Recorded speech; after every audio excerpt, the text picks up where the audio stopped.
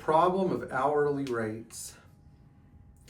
Today we're going to talk about a topic that doesn't just affect the Mercedes repair industry, but is a pretty significant economic problem or barrier when you're trying to maintain and enjoy an older car. And this happens to be the question of what a shop charges per hour and the additional fees on top of that hourly rate that many shops have to charge to stay in business. So when I made this video, before I made this video, I did some research and found out what the spectrum of hourly rates in the automotive repair industry are. Now last year when my friend Cody opened his shop in Comanche, Texas, he started off at an hourly rate of $125 an hour, which was below market. Compared to when I opened my first shop in 2006, and I started off at this insanely low rate of $30 an hour, which was what I thought was a decent amount of money to be able to survive on at the time. Little did I know that the way that you start your business and the hourly rate you start the business off sort of sets the tone for things for years to come. And very few of those customers that came to me when I was a $30 an hour mechanic still communicate with me today. Now, that doesn't mean that my hourly rate going up has caused a bunch of problems. You know, I know my friend Lars, who knew me the entire time, the entire way through, from when I was the cheapest guy who would work on anything to, I wouldn't work on anything, but you know what I mean, till today when our hourly rate is $195 an hour. You know, I know that a lot of those customers didn't necessarily have anything bad to say about me. It's more like the economics of having an older car have become unsustainable for a great number of people who like older cars. So let's look at some of these hourly rates and let's look at what's driving these high hourly rates and also how they've changed over the years, and finally what you can do as the owner of one of these classic cars to be able to enjoy one. So I've identified the hourly rate as the single greatest barrier to keeping a classic Mercedes functional and on the road. And this is strictly because so many cars get put out to pasture because it quote unquote costs too much to fix them. And while parts are readily available on sites like Auto House Arizona or even through Mercedes Classic Center for prices that actually make sense, the hourly rate can become a real problem when Mercedes owners are trying to sort through 30, 40, 50, 60, 70, 80, 100 hours of repair work. Now, I've always been a big proponent of keeping our prices reasonable, but sometimes I don't know what's reasonable anymore because there's a barrier between what's fair for me and my family and my employees and what's actually a fair price to my customers where it's like not going to kill their enjoyment of owning the car. And this is tough because you have to go back to the old adage, you can please some of the people some of the time and none of the people none of the time, but you can't please everybody all of the time. And such a theorem has to be applied to hourly rates. Now, let's look at some of the latest hourly rate updates as of 2025. The Mercedes Benz dealership in Jacksonville charges $260 an hour. For that $260 an hour, you get access to a service rider. Your car should be kept in a secure facility. Your car should be the service on your car is overseen by a highly competent workshop manager, which is my friend Stuart. And believe me, I would pay Stuart that amount of money just to look at a car that I had, let alone do 100 hours of work to it. He is a smart guy, and you know, he's really the whole reason I have so much confidence in that one specific dealership. So if you have a newer Mercedes or a car that you simply want to keep in the Jacksonville area, that's the place to go. You also get access to some very good and competent technicians, some of which I've met and actually have enthusiasm for the older cars. So that's actually a reasonably priced Mercedes dealership.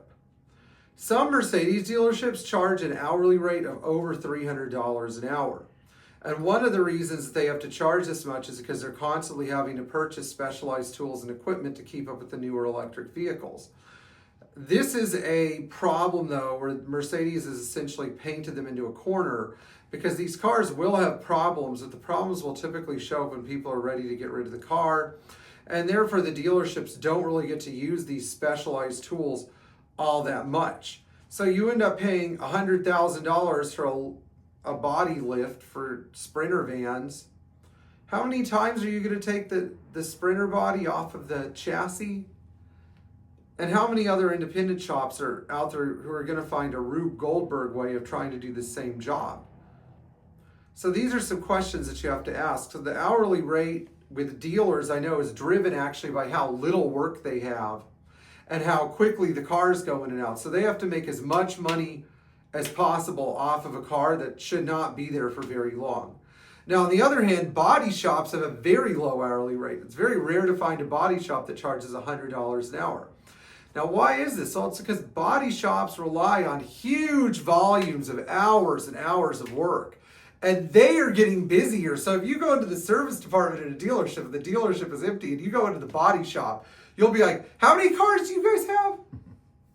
But this isn't always entirely true of dealerships. Now, MB of South Orlando, where I have a number of contacts, has over 1,000 cars in a queue in parking lots waiting to be serviced.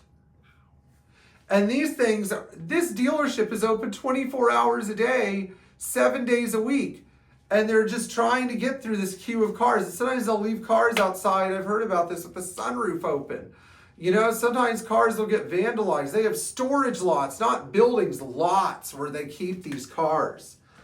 If we did that, we wouldn't be able to keep up. You know, I personally know of one shop in the Atlanta area that has, you know, a gargantuan over 100 cars parked in their back lot waiting for service in some stage of the repair process.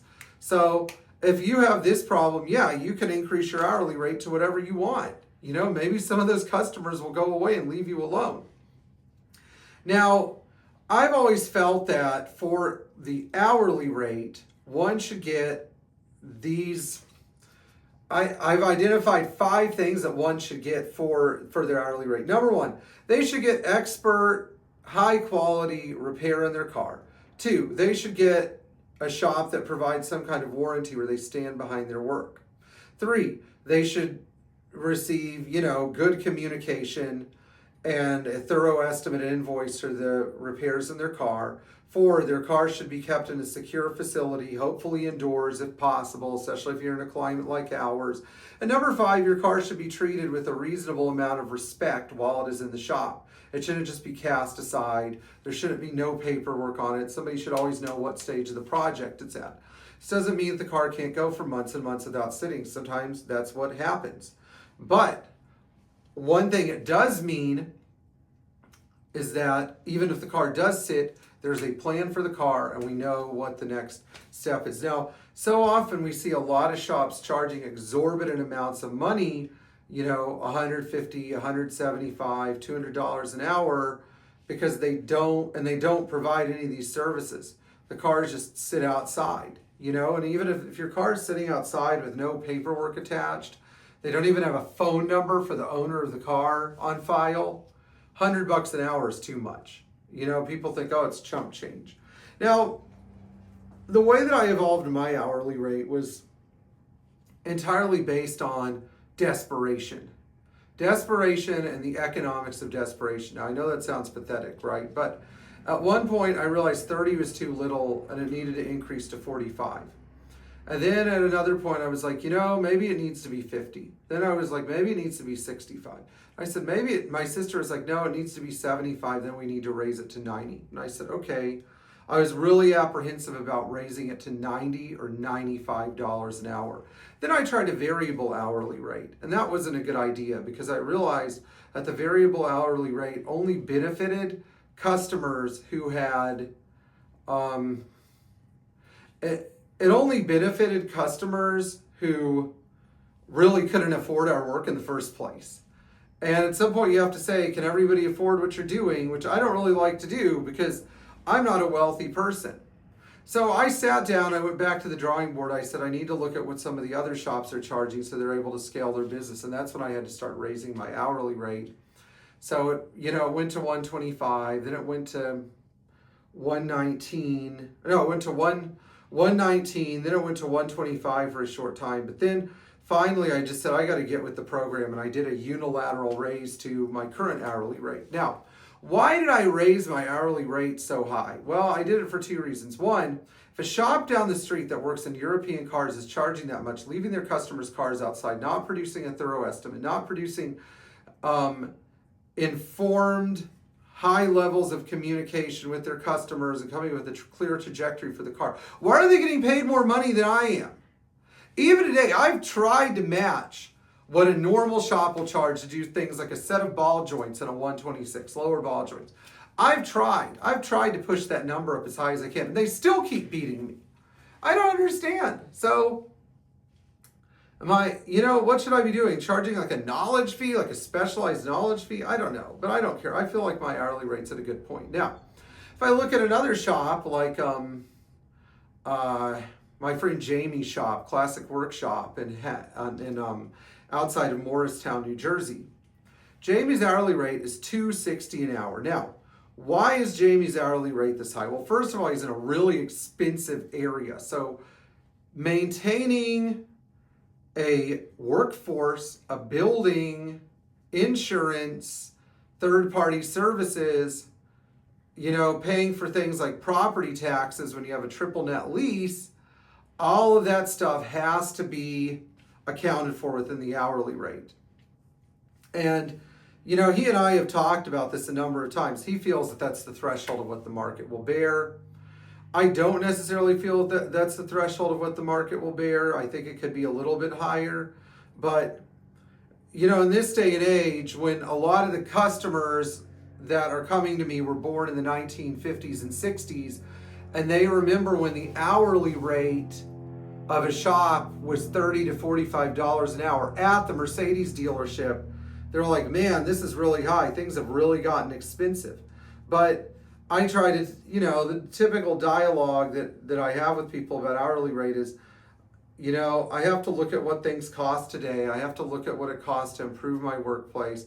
I have to look at what it costs to make sure that my employees have a comfortable life. Like, if my employees aren't able to buy a house and take themselves to work every day, save up for things, get married, have a family, raise kids, I'm a failure. I'm not taking good care of them. They need to be set just like I'm set, and I think that's a big one for me. Anyway, we've looked at some of the factors that drive cost per hour. There's one though that I think we don't really talk about that much, and that's greed. And greed is a funny one because you can't really determine when someone's being greedy, but usually they'll toss around things like, this is the industry standard, or this is the status quo, so why shouldn't I charge this much? What's the number one reason you're in business? To make money. What's the number one thing that you aspire to out of the shop? Having a bigger truck and a nicer house. I think of this guy at Midtown Auto Works. I'm not going to say any names, but Midtown is in Memphis, Tennessee, and a friend of mine used to work for him as a service writer. This guy is making probably $300,000 a year, and his service writer is getting paid $15 an hour and doing a really good job. He's on the phone all day trying to put out fires, and he's getting paid $15 an hour. That's just greed when you're shortchanging your employees. And does it mean you're doing good work? Well, it depends on the technician who's working on the car. But, when you're the only game in town and you're screaming and yelling at people and saying, give me your credit card, you approved this estimate, you have to, sign your life away here, you have to pay for your repairs. It can be a really stressful business. And that's why I don't work on modern cars, because modern cars, it's all about the money, all about the stress. Okay, so I hope you guys like this video. Please like, share, and subscribe to this channel. We'll see you in the future. I'll try to upload on This Is Night Shop sometime in the near future. I just can't get my GoPro to upload effectively, but I'll figure it out. I'm gonna solve that problem at some point. I'll see you guys later.